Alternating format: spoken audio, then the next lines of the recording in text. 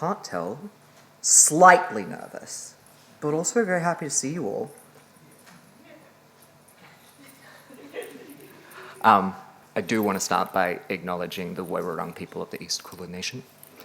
I want to pay my respects to elders, past and present.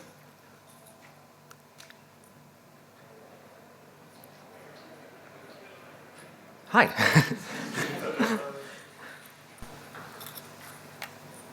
That's the setup. I'm gay.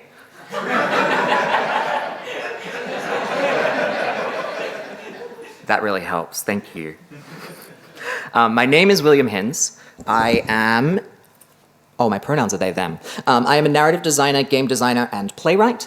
I previously worked in theatre for just over a decade, both as an actor and a playwright before I realized that games were, for lack of a better phrase, lit.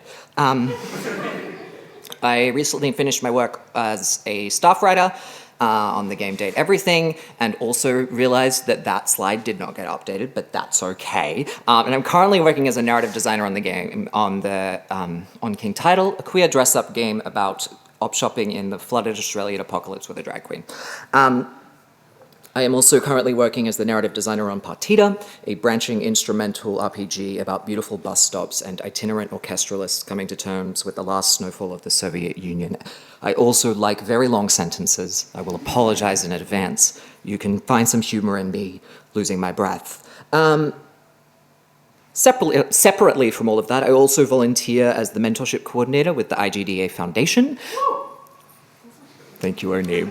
Onib also does some stuff with the IGDA Foundation. I love you. The IGDA Foundation is a charity offshoot of the IGDA that is dedicated to creating pathways for underrepresented game developers all around the world. We are one of the only mentorship programs that does not care where you are. And if you are at all interested in mentoring, please say hello because I need you really badly. A lot of the time, I am going to move something so that I can actually see and say hello while I'm talking to you instead of just that. Oh my gosh. Thank you, Unreal. I'm just going to do that. Anyway, back to me. I do want to take a moment here and talk about language, because I'm going to use the word queer a lot, and I know that for some people that is a loaded word.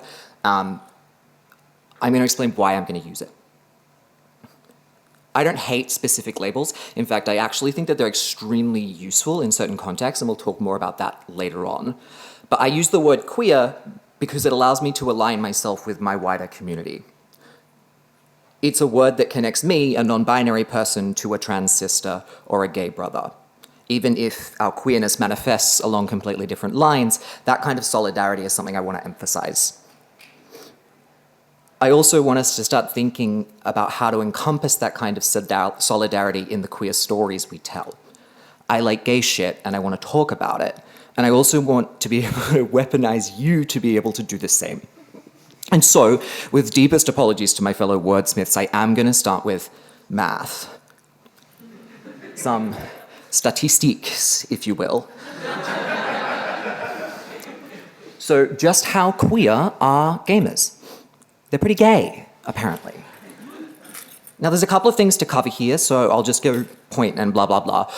This is from a report you might have seen on the previous page. This is this year. This was done by GLAD.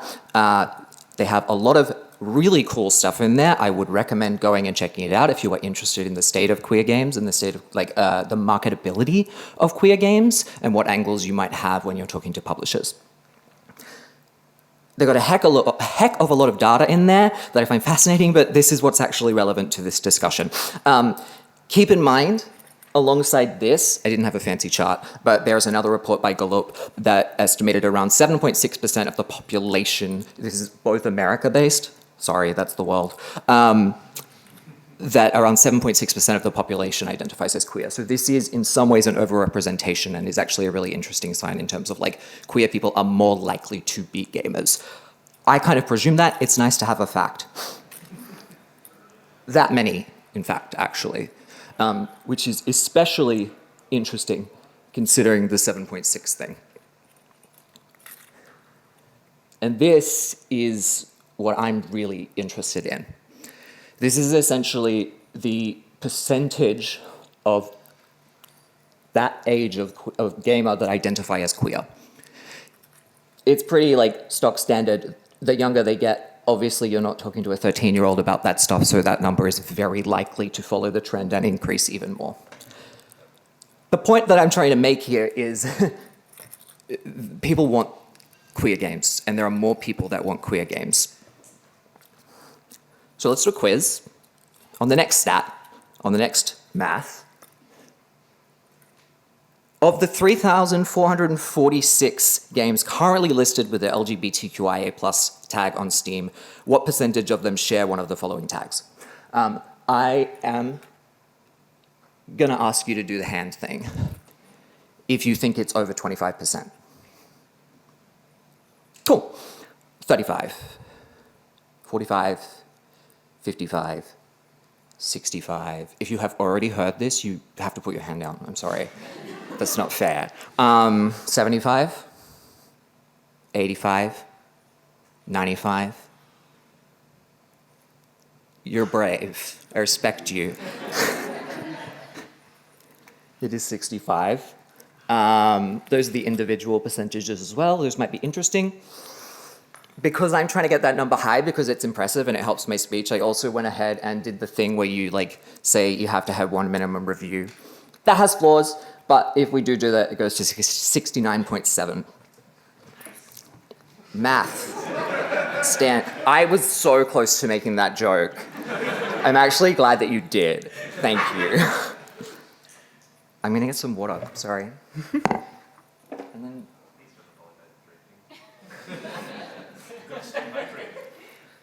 You're wonderful people. This is the queer solidarity they warned us about. Okay. This is the queer agenda. Thank you. Put this on the recording. Don't. Oh no. Okay.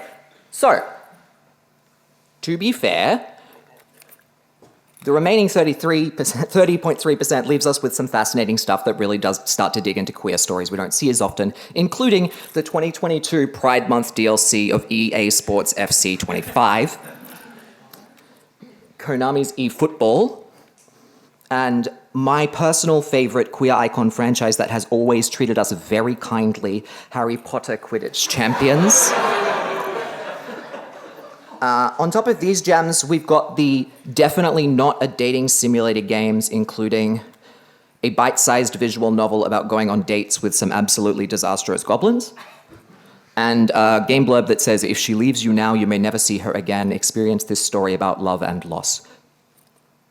I'm crossing those names out for a reason, because I actually think that this is an extremely important point to make. Romance-centric narratives are not the problem. These devs and their games are not inherently bad. They are not less than, and they're not trying to trick people. Steam's tagging system is really wild, as we can see. Queer romance itself, I think, is wonderful and beautiful, and the opportunity to seek it out in games has become so wildly transformative to the modern queer experience. Romance is not the problem, but our reliance upon it, I think, is suffocating the beautiful potential of queerness beyond it. So why are we obsessed with romance anyway? I think there's a logic to it. It is easy, and it is expected. Love is almost a universal concept.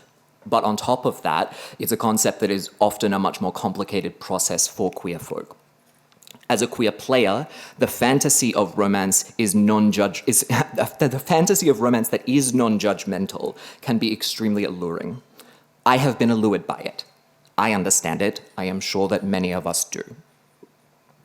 It's easy to gamify. We know how to program branching narratives. Romances are often, not always, fairly straightforward puzzles.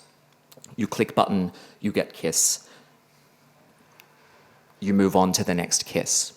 At a certain stage, for me personally, and I'd be very interested to read more about this, the stuff that I have read infers that people are fine with that. That is a fulfilling experience. And that's wonderful. Again, romance is not the problem. It's also, nowadays, I would argue, the norm. When we think of queerness in games, I believe that the default image is romance. These might have been slight clues, but I'm about to talk about something that might make some of you groan. I'm going to apologize again. The good news is that it is not math, but it is player sexuality. Who doesn't know the term? Or who doesn't? No, who does? Because I don't want to make people feel bad if they don't. Yeah, that's lit. I don't know if I didn't see any hands, but I'm going to explain it anyway. I'm also going to start by saying that this is not a talk about player sexuality. We've been there and we've done that, and you have probably seen YouTube videos. That's why I'm apologizing, but I think that we actually do have to talk about it in this context because it forms the basis of a lot of our issues, I think. What is player sexuality? Why is it a problem? A player sexual character is a character that can be romanced by a player irrespective of their own gender. The easiest modern example of this in action would be a little game called Baldur's Gate 3. I love Baldur's Gate 3. I'm sure many of us do. As a writer, I find some of its dialogue to be deeply inspiring. And to reiterate an earlier point, romance is not inherently a problem. I may even go so far as to say that player sexuality is not inherently a problem, maybe. But I won't. Instead, I'm going to talk about a toothy little boy. In case you have erased yourself from the internet somehow, this is Astarion. Humour me because we're going to engage in trope. Bleh, I know.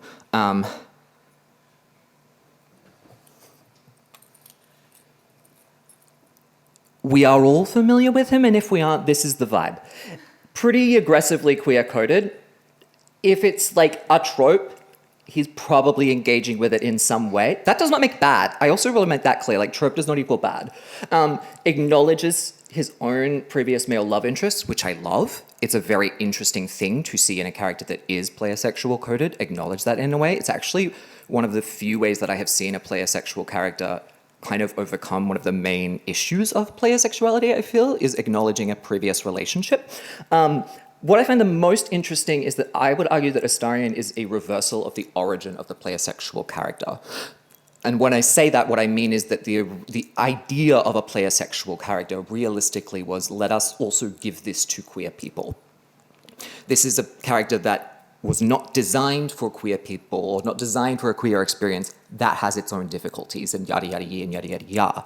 But Astarion is really fascinating to me because he feels like the inverse situation of that. Astarion feels in many ways as though it is a character designed for queer community. That is complicated in its own right. And I want to talk about that because I love complicated shit.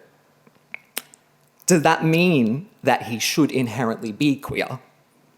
I don't think so. I think, in fact, all of the specific sexual identities that might deepen Astarion's character, that making him explicitly straight could be a very powerful choice. But what I would also argue is that Astarion, like all player sexual characters, is denied an extremely important crux of human identity. Our sexuality, our gender, and the way we view these things and others actively impact our stories. I believe that we often underestimate the power of specific targeted representation.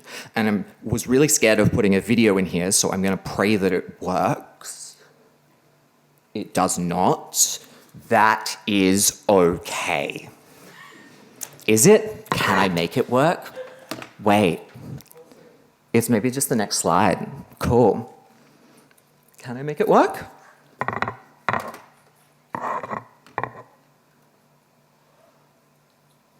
Sure. She's crunchy? You'll be okay. Yeah, I see how the book resembles the one on the floor.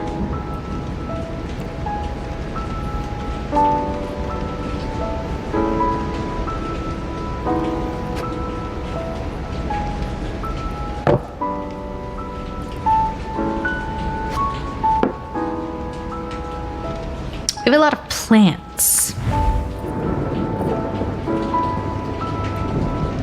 There's 2 placemats.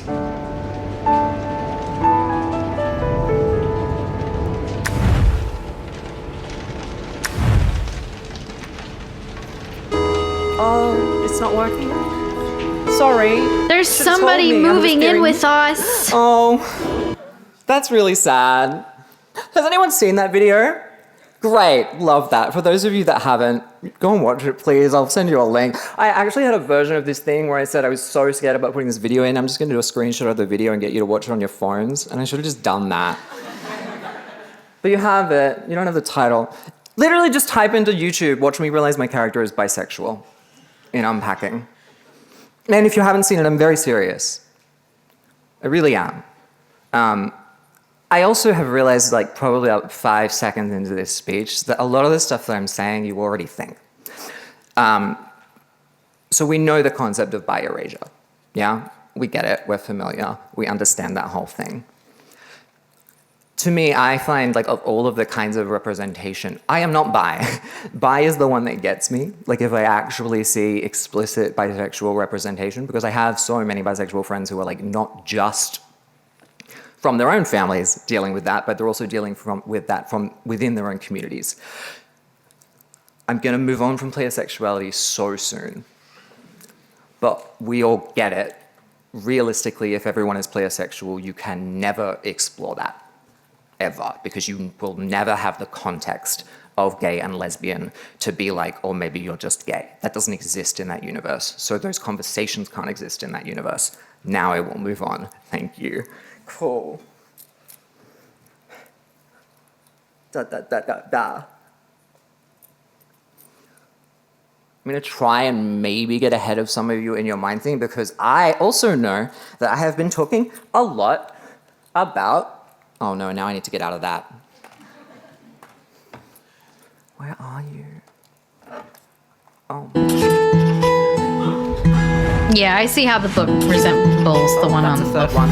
Yeah, I see how the book resembles Does anyone know the how to one work on this? the floor. I literally don't see the mouse.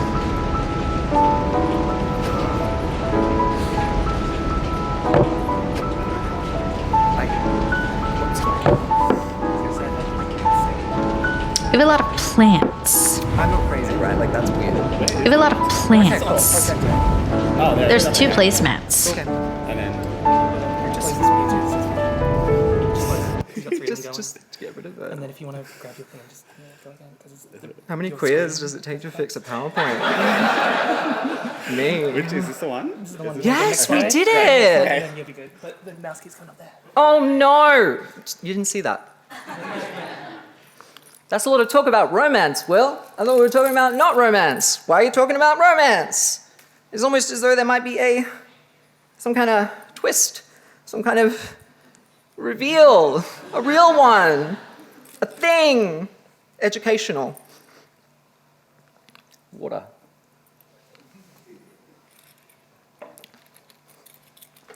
Romance is just pleosexuality for queerness. That's what I believe. Again, not bad, but that is what it does to queerness. So, let's talk about that. When we remove romantic or sexual attraction from our queer characters, how do they exist in their world? How do we still know that they are queer? Do we even know? What lies beyond the intimate? Obviously, a lot of people in here know. I don't think that a lot of people know how to communicate that. I don't think a lot of people know how to tell stories without relying on that as the, like, crux of what queerness is. So we're going to use a test. I'm also going to presume that everyone knows what the Bechdel test is. If you don't, this is it. This is, I believe it was designed in the... I'm not going to say that because that's going to be wrong. But a while ago, it's been around for a couple of decades. Movie has to have 2 women in it who talk to each other about something other than a man. Yes, no, you are correct. I knew that this one was missing something. Thank you. A lot of films would just fail both, I feel. I want to do that, but queer. So let's try something like a Bechdel-ish test.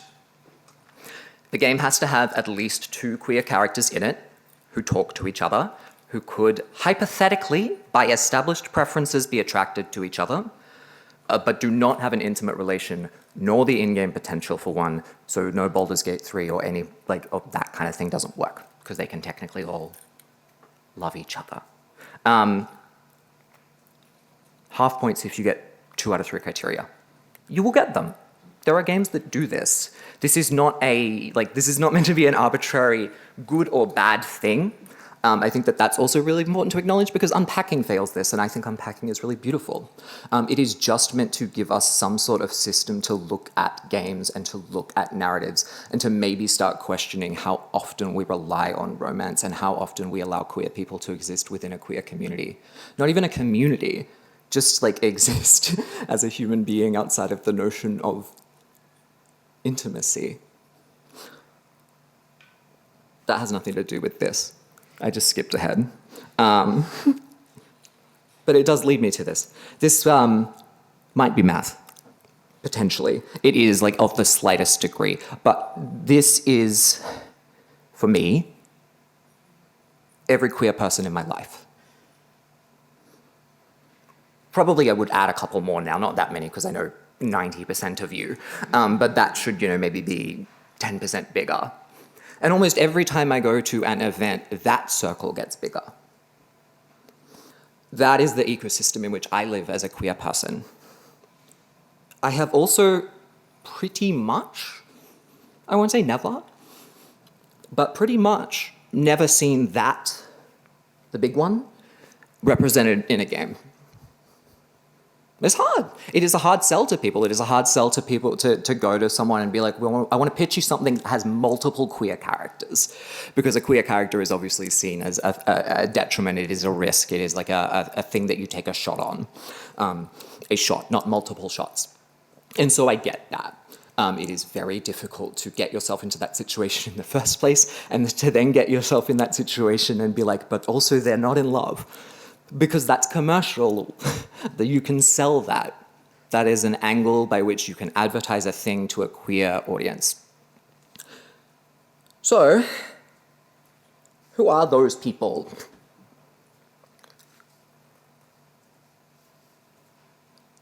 I'm very lucky to have met an array of queer people in my life, friends, acquaintances, mentors, teachers, rivals, people I deeply respect, and folks that I sometimes utterly despise.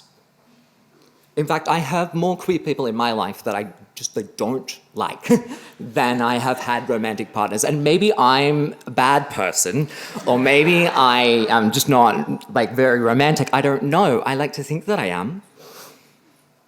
A bad person? Yeah, no, I am gay.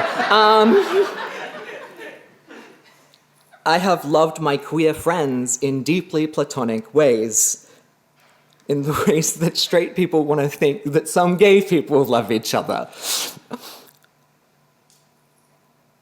I have never really seen these relationships in games. I've never seen a circle of gay friends. Like that I can say absolutely and with certainty. And those are the queer people I see every week. Those are the queer people at this point in my life that I care about the most.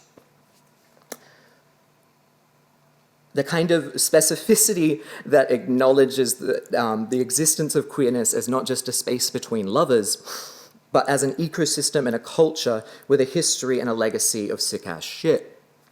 Where are the gaggles of gays? The worst NBs you know, the lesbian exes, the trans sororities, and the found families finding their own? Where are the bisexual disasters? I want them.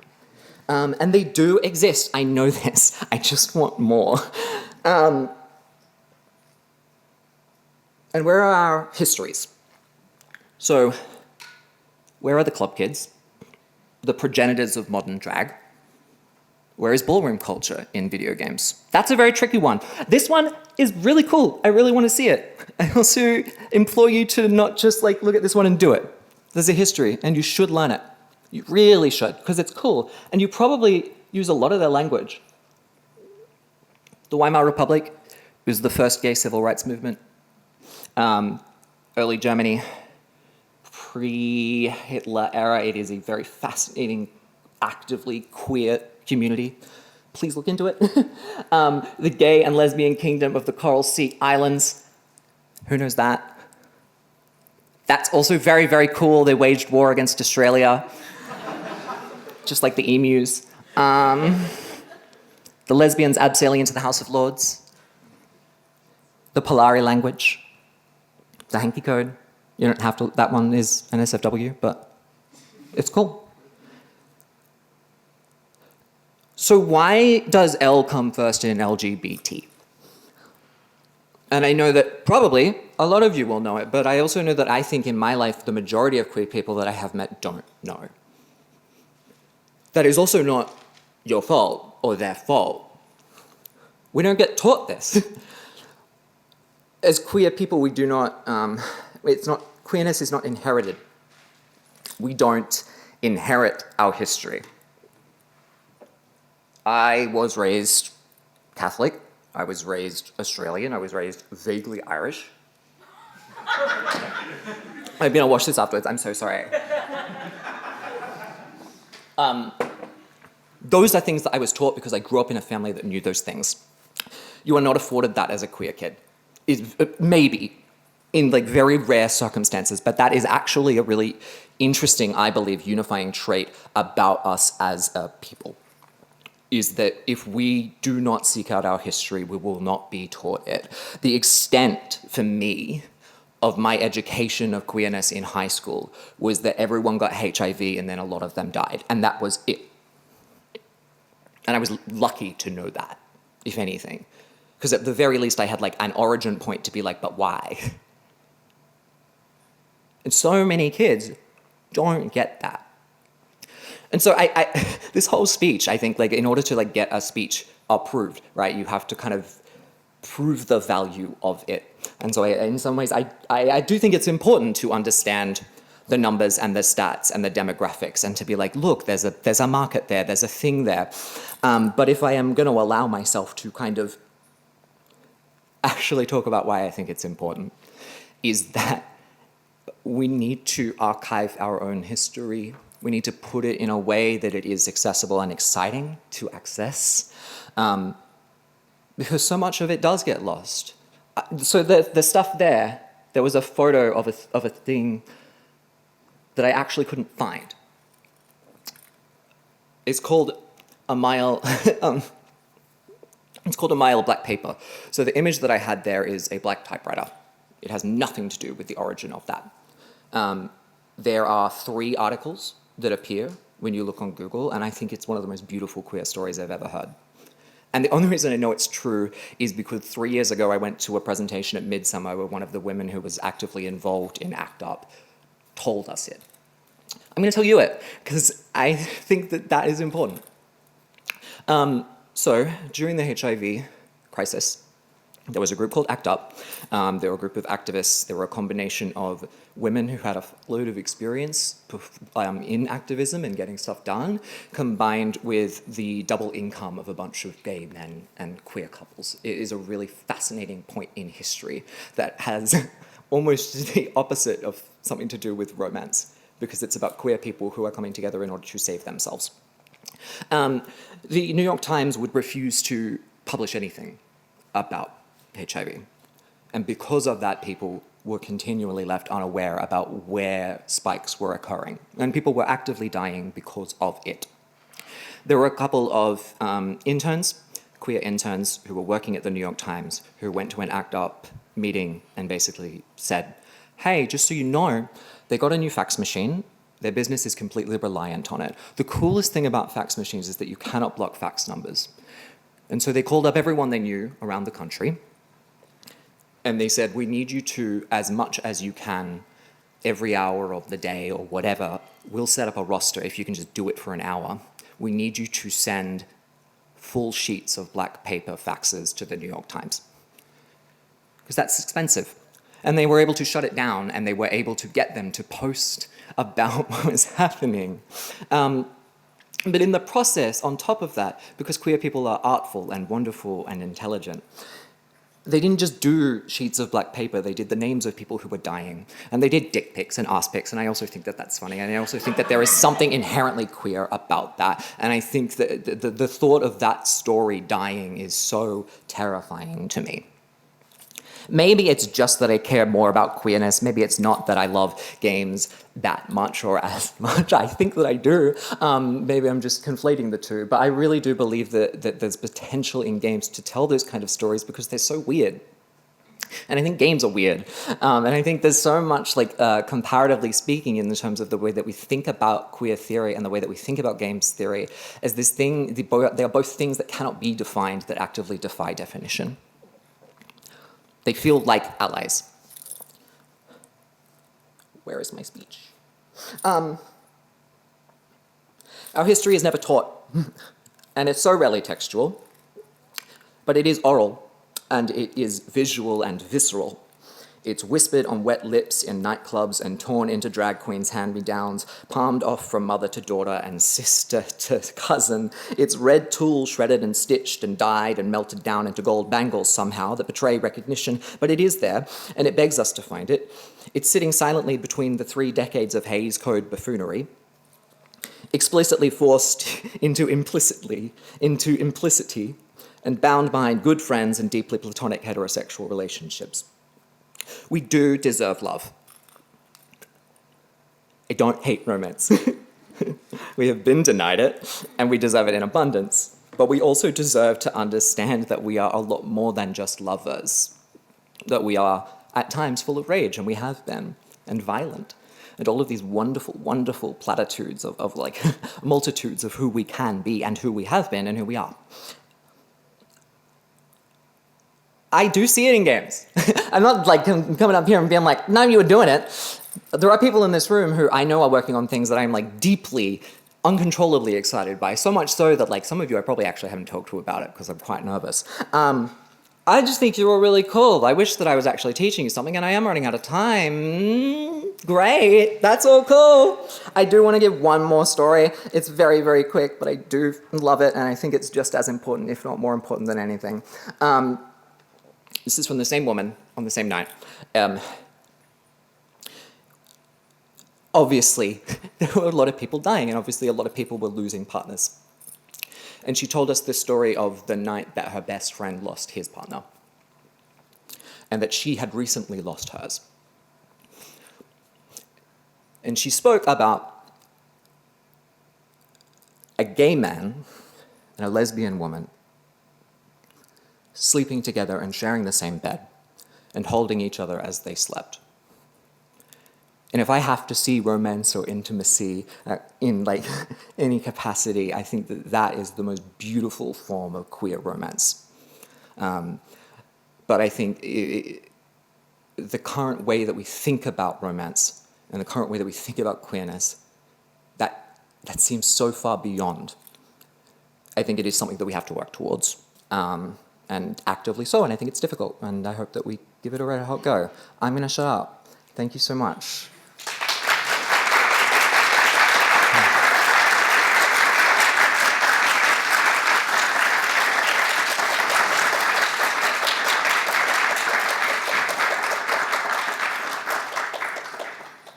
Thank you. You are very, very beautiful. Solidarity. Thank you for that. Do I have to get out?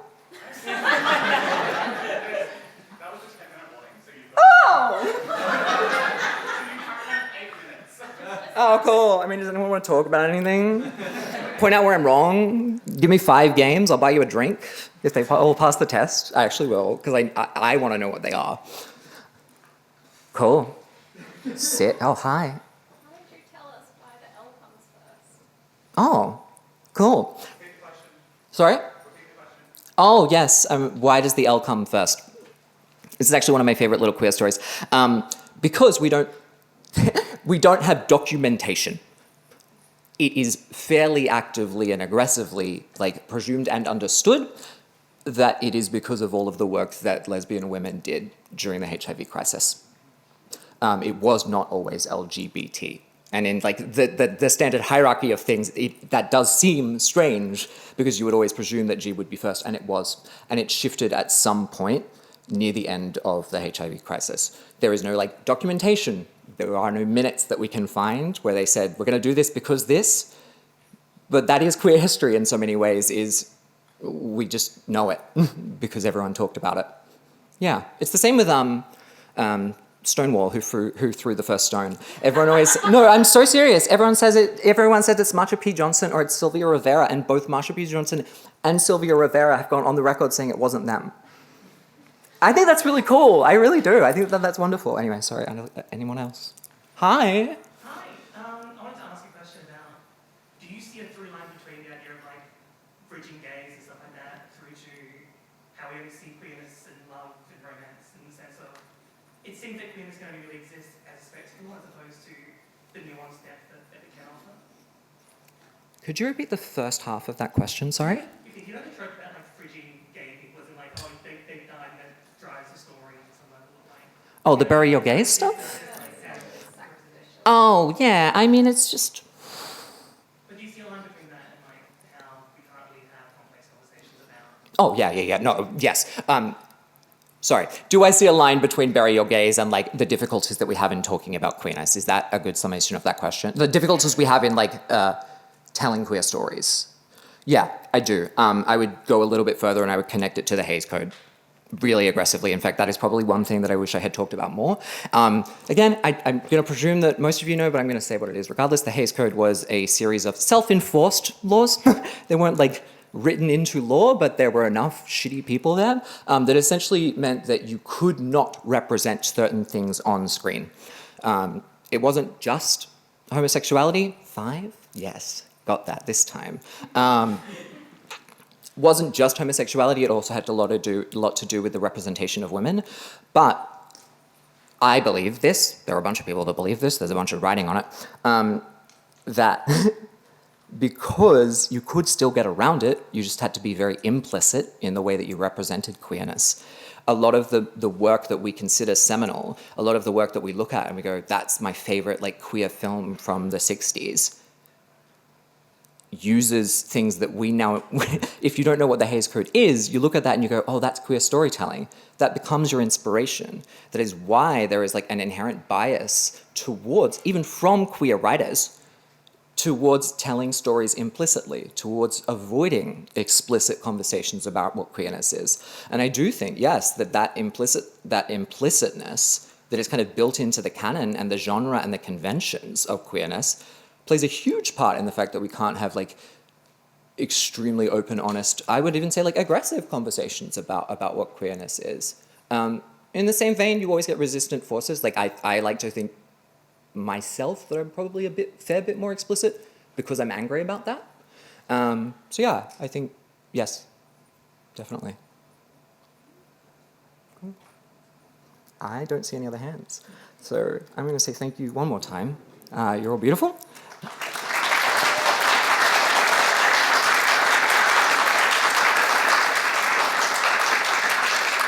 So much clapping. Stop.